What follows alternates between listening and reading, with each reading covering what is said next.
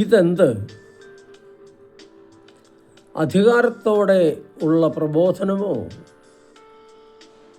അശുദ്ധാത്മാക്കളോട് പോലും അവൻ ആജ്ഞാപിക്കുന്നു, അവ അനുസരിക്കുകയും ചെയ്യുന്നു. മർക്കോസ് എഴുതിയ സുവിശേഷം അധ്യായം 1 വാക്യം 27 നാം ഇത് വായിക്കുക. യേശു തൻ്റെ വാക്കുകളും പ്രവൃത്തികളും വഴി താൻ ദൈവമാണെന്ന സത്യം ജനഹൃദയങ്ങളിൽ ഉറപ്പിച്ചുകൊണ്ടിരുന്നു.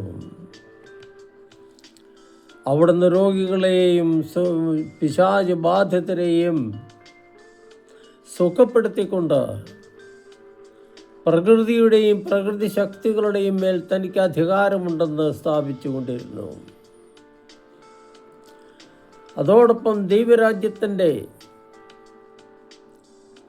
സമാധാനവും സന്തോഷവും പ്രത്യാശയും നിറഞ്ഞ പ്രബോധനം അവർക്ക് നൽകിക്കൊണ്ടുവരുന്നു.